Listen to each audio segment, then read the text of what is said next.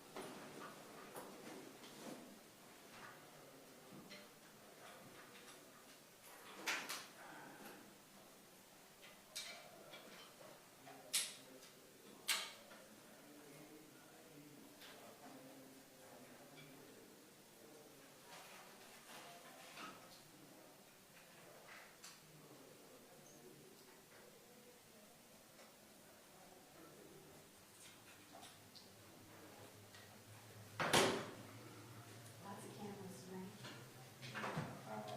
Somebody's decided one position is off right in the middle. Is that bad? What? Is that bad? It's bad when professional journalists need a spot to put their tripod. Ah, I see. There's somebody with just the phone holders doing it. Yes. But as soon as you lose, I'm supposed to be down, governor's supposed to be getting his fishing license for me. Yes, I believe so. And I was supposed to go down there and ask him about license fee hikes because one of our managers is very worked up about it. Sure. You know, I think it was not in the Senate bill. I think the Senate bill doesn't have it, but maybe, The House bill does, right? I'm thinking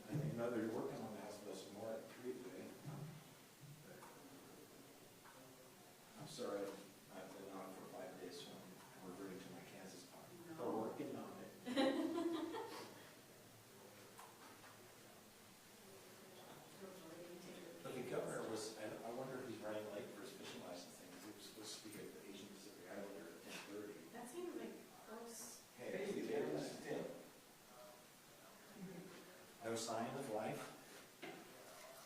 Good, I'm on, Oh, it's indoors. It's indoors.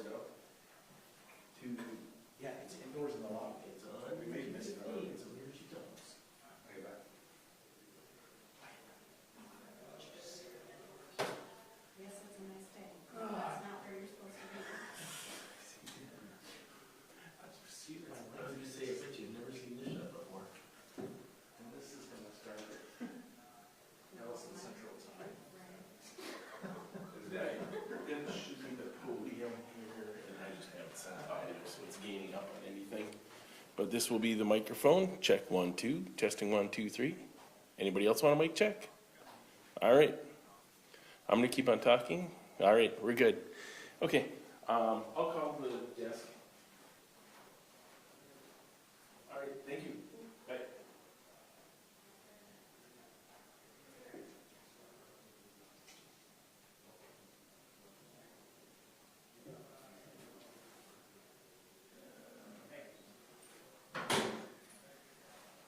It's okay.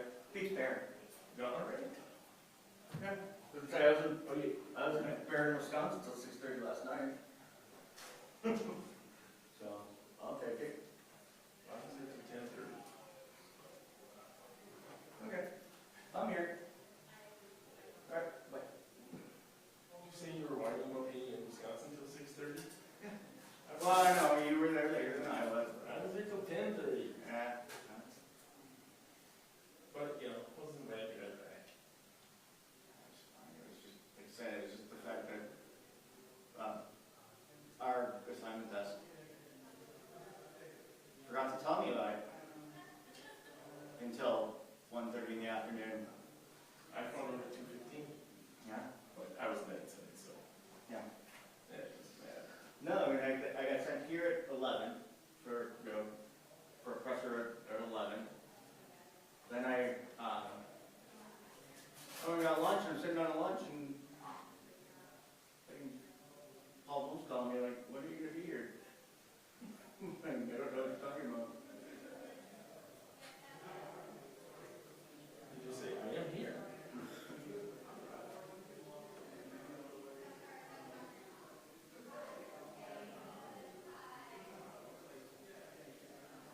It's okay with the twins over, I'm looking at about, well, at least 10 or 11 hours of overtime already this week. Yeah. So I get to pay off more bills. Yeah. Pay more in taxes. Says Captain Positivity. Yeah. Everybody, what goes? Good. I'll keep I it. get it. Now, does that have a stand? What's that? Yeah. Here, like this. I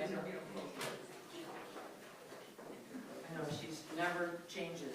No, she does this for people's names. Sure. That's so Considerate. considerate. I didn't do it with these, because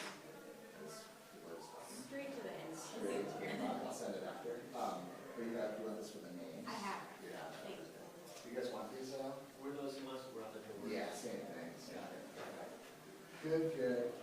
Probably have it as well. And I have one. Susie, you want, yeah, it's not a full release, it's just, but it has everybody's name. Oh, that's the the Today, who's What? three, going out to his trucks. I don't know.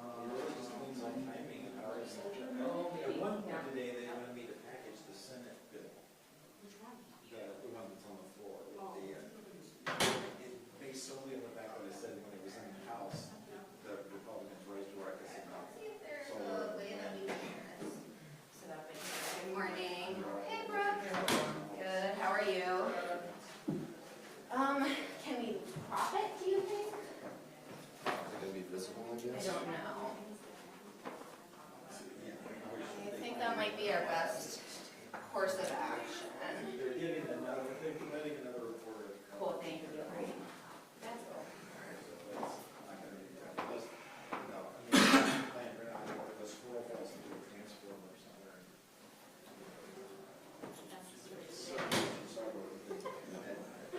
Power's out to throw people, that's a story, I'm sorry, we're gonna have to move on. Sorry, everybody. Right. Everybody got volume? Test 1, 2, 3, 1, 2, 3. Anyone else? No? Everyone else give me a thumbs up. Testing, feeler. I heard that Ferris passed out at 31's Flavors last night. My best friend's boyfriend's cousin's girlfriend. Something like that.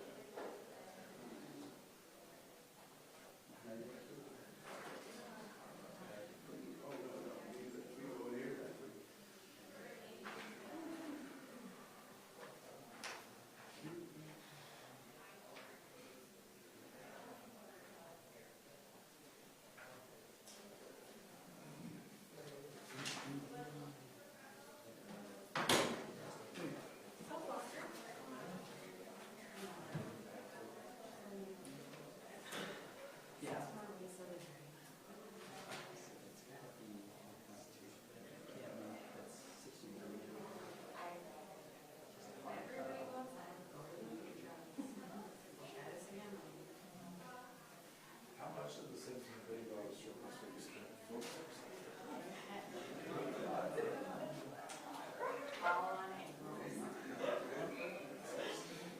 Do you feel talking about the,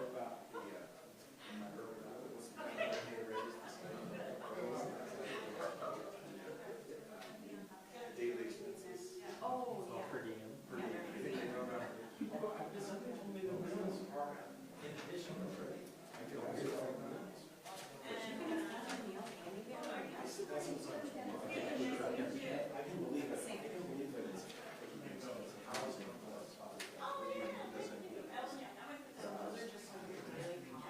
Yeah, daily cost of, yeah. Jeff Davis here. Oh, good, it's my old friend. Good to see you. Good to see you, John. Good. Ready to go? Feels like old times, doesn't it? Right here. I'll just go around. I don't know if our cameras are big enough to contain. Big enough to get me. How are you guys? How you doing? Good. How are they? Good. Have fun? Yeah. Can we laugh? Then we have Jim Evans said, fasten your seatbelts. Thank you, rest in peace. He rested in peace. He would say that all this time of years. He has to go to the bottom of the way. So we had a question about per diem. I love it. Can you As much as I get that. I got a t-shirt and everything. Can you claim meals in addition to per diem, or is per diem supposed to cover meals? Per diem is meals. Okay. And then the separate one is the travel. So for members outside 50 miles away, and then the housing. So if you're an outside resident, housing, whatever it is, 1,200, I don't know what it is now. Then you got the miles, and then you got the. So, was that set level per diem about food trucks? It is that. Or grocery store, or wherever, but yeah, that's for the outstate folks, you know, it can be a nice chunk, but it's, you gotta stay somewhere, and then you gotta drive in, I mean, if you're, I remember I used to say Tom Bach, like one time, he left, and I was at, my folks in Kansas, saying in the mornings, I was almost a kid, right, I mean, that's how far, and if you go like over Kinnikin, or if you go in the northwest of Leroy, it's literally 5 or 6 hours, especially if you catch any kind of traffic from up there. I mean, it's like, I mean, Kinnikin's a fly, right? Congressman flew all the time. Oh, yeah. Tom Peterson used to fly up and down around, so. He flew so high, he got out of touch with the district. Wow, you delivered that pretty well. What do you say about me? Trying to remember the talking points of the Bushbox campaign. Yeah. But yeah, I mean, if you did really far north, you're way out. So we're in Kansas City, good folks. All right, in 12th Street, the Divine there, we're looking to Divine, right near Kansas City. That's what my dad grew up. About Jazz Museum. My jazz museum, 12th So Divine. Peter Hayden grew up down there? That's what they're gonna do. That's what Really? they're planning. I grew up in one of the first rooms. Lee Summit, right now. Oh, Sean, yeah. Old Sean, back when it was like, working class. Right. Now it's expanded. Yeah. Mine is, we got a pen called, what's the first one?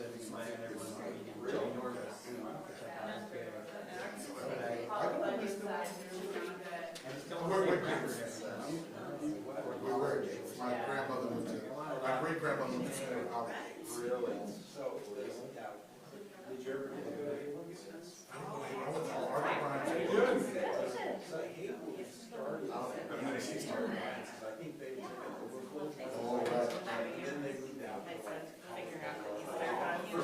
We just did it like in our living room. All over the places, yeah, okay, yeah. Yeah, well, they got. I mean, I don't know how that's the case, but it's one.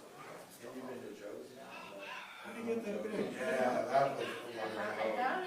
I didn't realize you were from that. I found it. Oh, yeah. Yeah, that's what we did on there. It had like one Southwest. I just literally put them in the wall.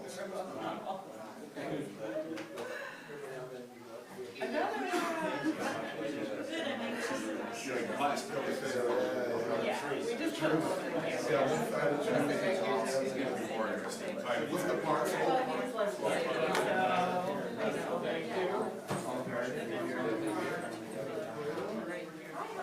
So I follow you. Yes.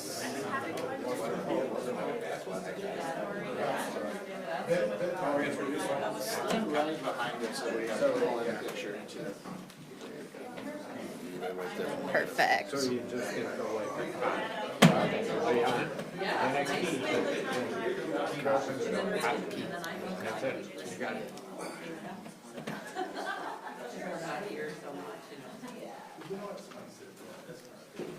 Oh my God.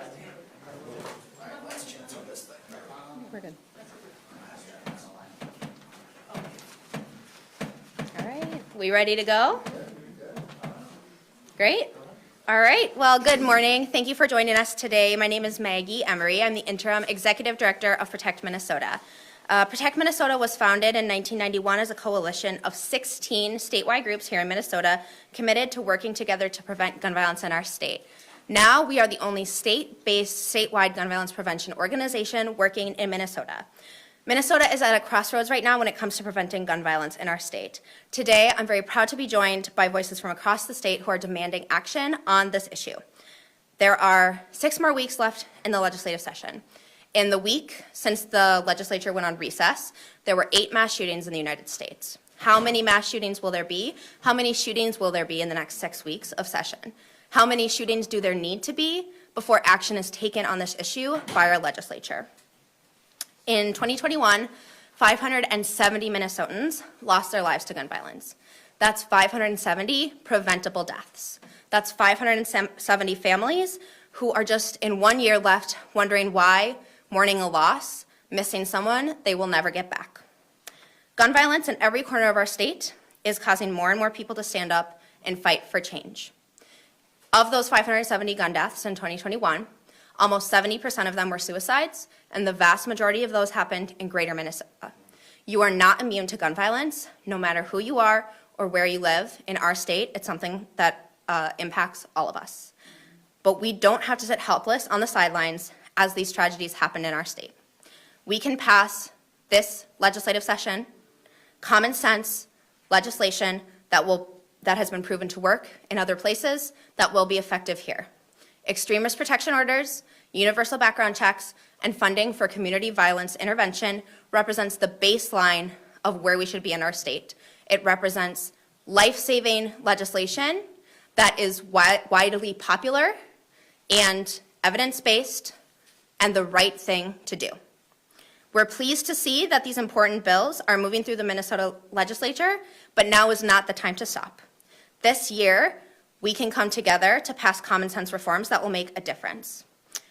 Next, I'm proud to introduce Sasha Cotton, who's the Senior Strategy Director at the National Network for Safe Communities and former Director at the Minneapolis Office of Violence Prevention in the Minneapolis Health Department. Thanks for joining us.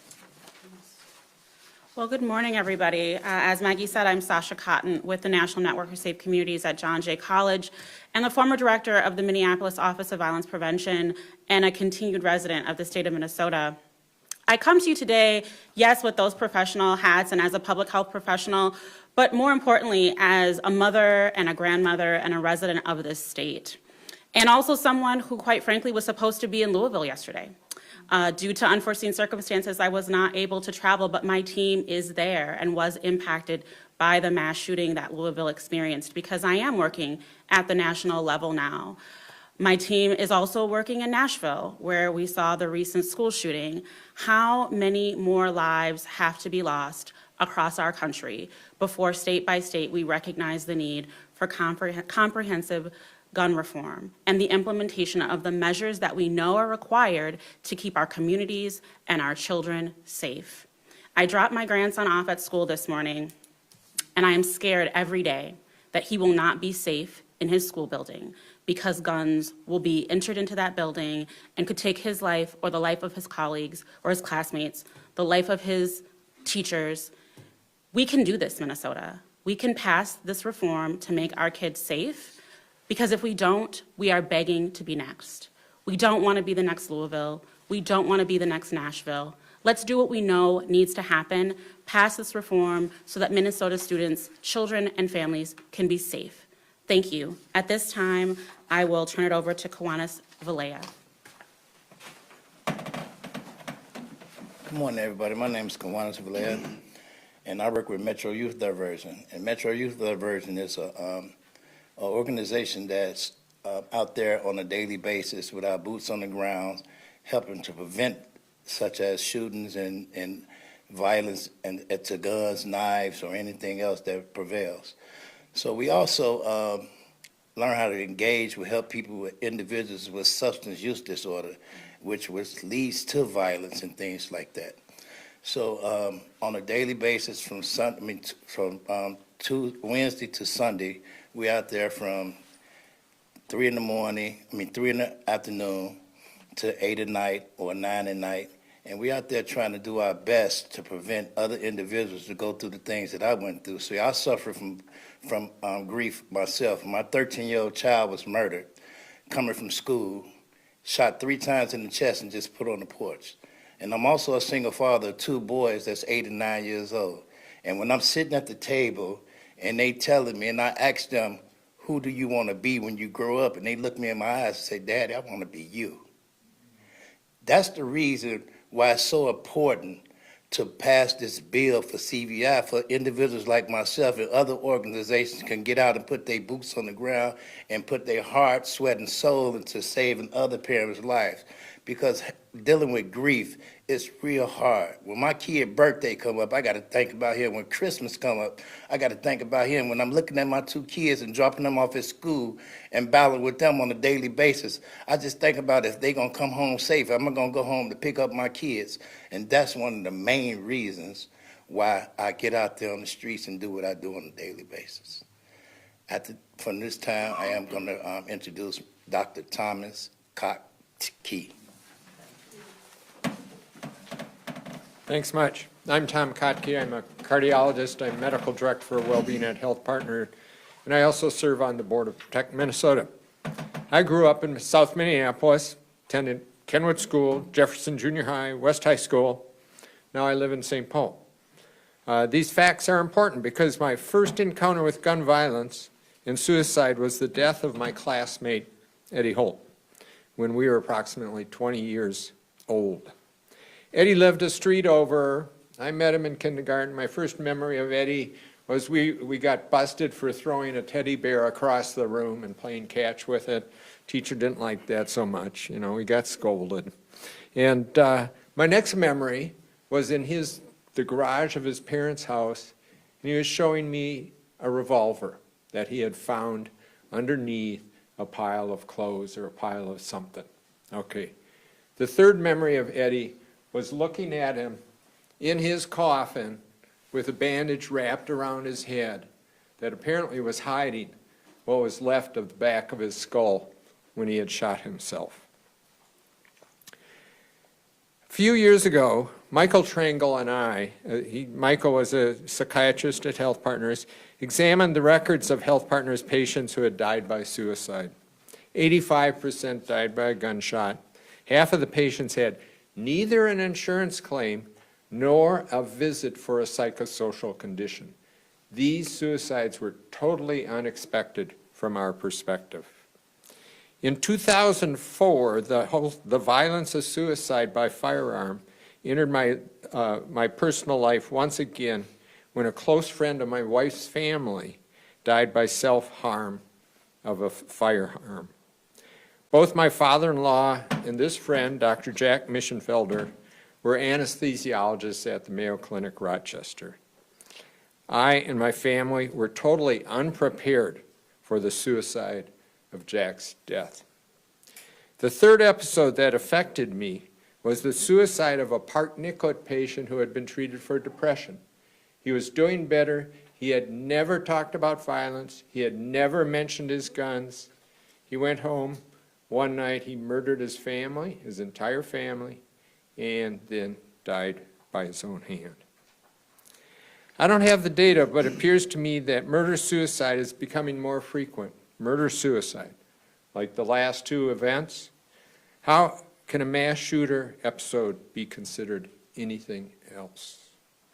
To say that death by suicide using a firearm is not gun violence is absurd. Suicide by firearm affects not only the individual who dies, their family, and the entire community of their friends. A suicide gesture is usually an impulsive act that, if it is not completed, is not repeated.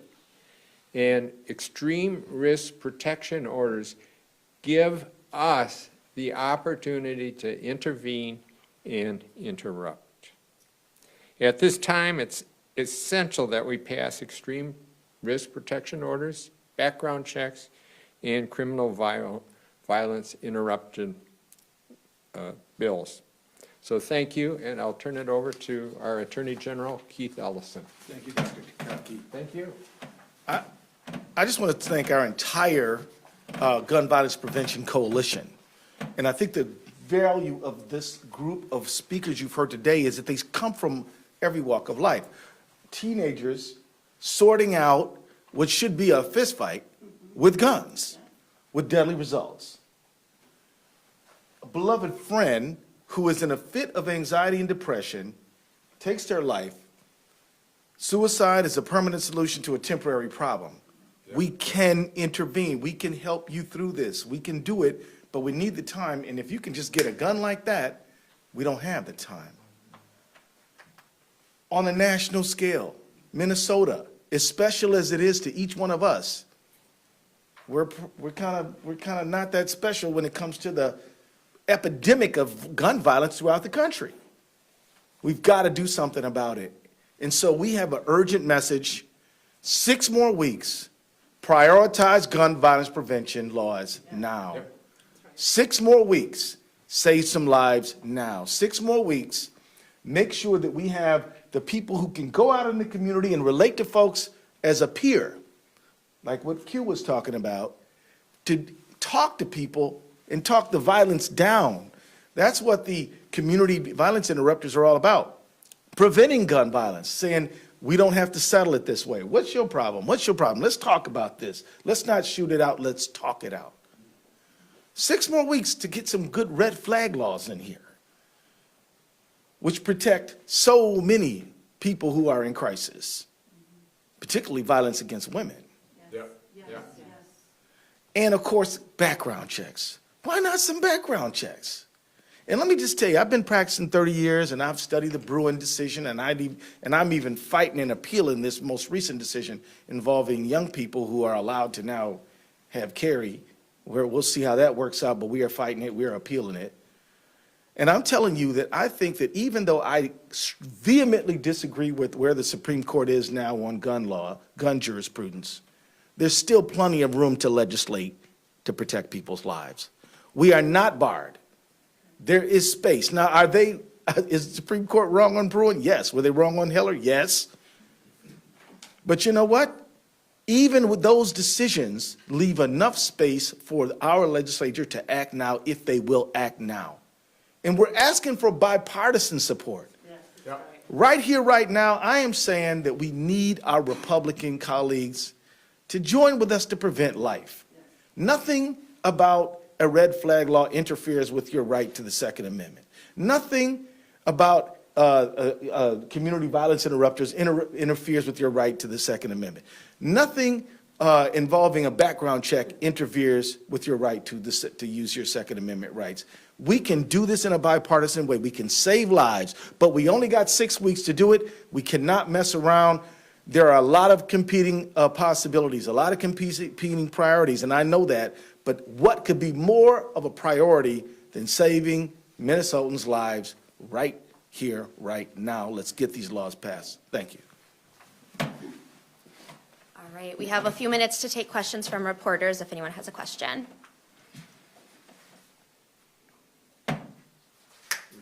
What's the status in the Senate in terms of conversations you've had with some of the understanding going into recess where there were some Democratic members who had concerns with some of these bills, but has anything changed over recess? Where do things stand? Yeah, our understanding is that it's our job to find the votes for these bills. These bills are popular, these bills are effective. Voting for these bills is the right thing to do. It's our job to get the votes for these bills that will save lives, and we believe that we're going to do it. Do you have enough, though, as to her point? We know that it's our job to get enough. Can I answer that? So look, so I've been doing politics for at least 20 years now. And so I remember when I was new at this, I'm not new at it anymore. And I'm telling you, the chances of whether you can pass a bill are completely determined by how hard you're willing to fight to pass that bill. So you look at it, at one point it's like, oh, maybe we don't have the votes. But you start whipping the votes, you start talking to folks, you get constituents to call their representatives. Next thing you know, you pass the bill. So I understand why my dear friends in the journalism world always ask, what are the odds? Well, the odds vary based on our effort, and we are absolutely determined. Am I right? Are we? Right. Are we? Are we? So we're going to pass that bill. Do you think standalone or in the public safety omnibus, or does it really matter? I don't know. I think odds are in the public safety omnibus. Odds are, but I can't say definitively. Can someone speak to perhaps Attorney General Ellison about this? Because this seems to be the hang-up for some gun rights groups and Republicans is the ex parte part of the red flag law. In states where Republicans have backed it, I understand that there is no ex parte provision, which is to say that the guns can be confiscated without a due process hearing, is the argument made. Can you comment on that and why you think that that's essential, and does it, if it were removed, is the integrity of the bill still there? Well, sometimes time is of the essence. You don't have a long time to go gather up all the parties. You just got to say, look, we believe that there's going to be an imminent use, a fatal use potentially with a gun, and we got to get in there, and we got to get in there now. Now, again, I think that the ex parte provisions are rare in law. They're usually not. They are deliberately rare because our legal system favors all sides being present. But when somebody is threatening or somebody's life is at risk, there's been, then I think that it's just appropriate. But I will say this, as I say, I don't have a vote. I used to be a legislator, now I'm not. I would say that it's more important to make progress than to get 100% of everything you want. And that would be my message to my friends in the legislature. Can I ask another topic for Attorney General? No, but I'll be happy to answer it after.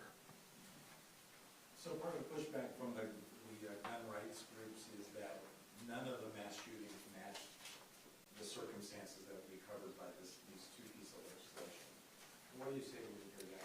Yeah, so I can speak to that a little bit. So statistics show us that in over 70% of mass shootings, at least one of the firearms was obtained legally, right? So that's something that criminal background checks can help us with. That's also something that extreme risk protection orders can help us with. When someone is demonstrating that they are a risk to others, then an extreme risk protection order will help us get that firearm out of legally obtained hands while there's still enough time and space between that person in crisis and the actual act of violence. Evidence from California shows us that in California, their extreme risk protection order was effective in preventing numerous mass shootings. And also, we're not only trying to stop mass shootings. Yeah. We're also trying to stop suicides. We're also trying to prevent beefs that go out of, get deadly out on the street. There's a lot, so the thing is, people die in a number of ways when it comes to gun violence. And some people think, oh, well, something happening in North Minneapolis or in Chicago, that's young black men fighting each other. Well, that's part of the problem. But what about mass shootings with some other young man showing up at or woman showing up at a school? Or what about somebody shooting themselves? Or what about, I mean, there's a range of ways that we lose lives as a result of gun violence. The point that you made earlier is that nobody's immune from this. It may come at you in different ways depending upon who you are and where you are, but it's coming at you. And we're trying to stop it, and we need a comprehensive approach. Sorry to keep on talking. No, thank you. Yeah. Other questions? All right, folks, thank you very much.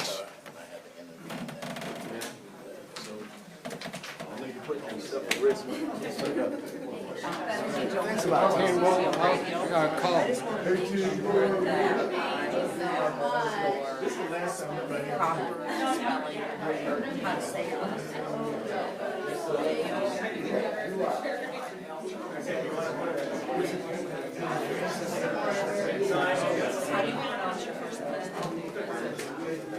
You don't want to be killed.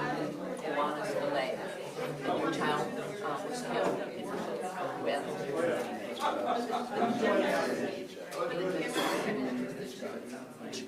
I'm so sorry. You did radio and I was watching.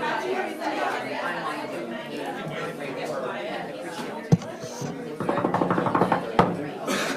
Excuse me, guys. Now what are we doing? They want to talk abortion pills, so just going to take 1 second to do that. Sorry about that. So I'll just grab you. I'm totally not ready for this. Well, it's just right in opposition, but is Right. there any, I guess, recourse or response that Minnesota would or could have if the ruling stands, or because it's federal ruling, there's nothing, like, let's say the Texas judge's ruling does stand? In the Minnesota Attorney General's office, we never, ever say there's nothing we can do. There's always something we can do. We just don't know what it is yet.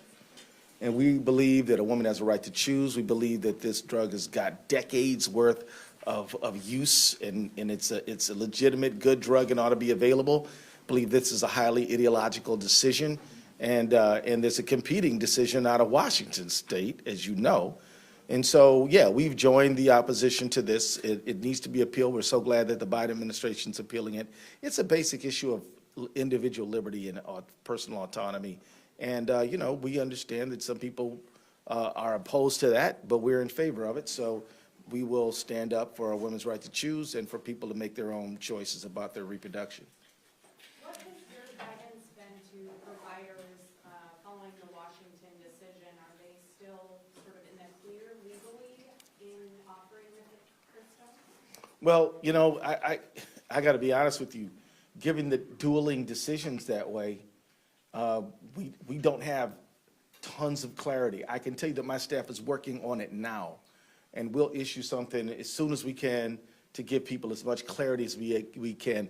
But I just think that in all candor, given the current state of this legal dispute, we're still trying to figure it out. So when you say you joined the appeal, does it mean you're filing an amicus brief or something on behalf of? No, you know, a bunch of states are fighting this decision and joining to in opposition. So yeah, we're part of that. Does it obviously concern you, or just Governor Walz talked about it yesterday when he was out and about, finding that particular judge to get that particular decision? I mean, in terms of the sanctity, or if there is, of the courts, has it become more and more? This is the most brazen use of judge shopping that I've ever seen. They just go straight through this one guy to get all the decisions that they want to interfere and undermine people's rights. And there's got to be something wrong with that. And so, yeah, I'm very concerned about it. So I'm getting out of my depth. I need to study up with my team. And, you know, I'm always going to be candid with y'all. And so thank you for being patient. But I'll know a lot more by this afternoon. Thanks a lot.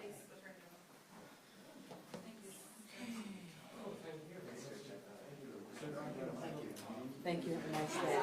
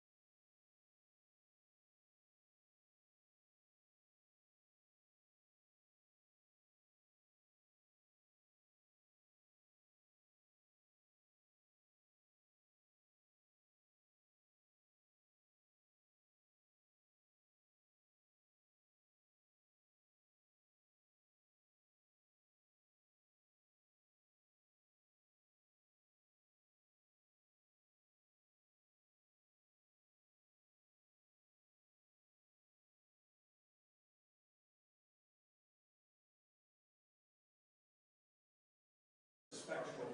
But, you know, we flew to some countries to try to save money, and we wound up spending 3 days in Vegas, so it's like, the antithesis of saving money. But I did get to take him to, we stayed at Caesar's Palace. Oh, that's new. Yeah, so he thought it was really cool.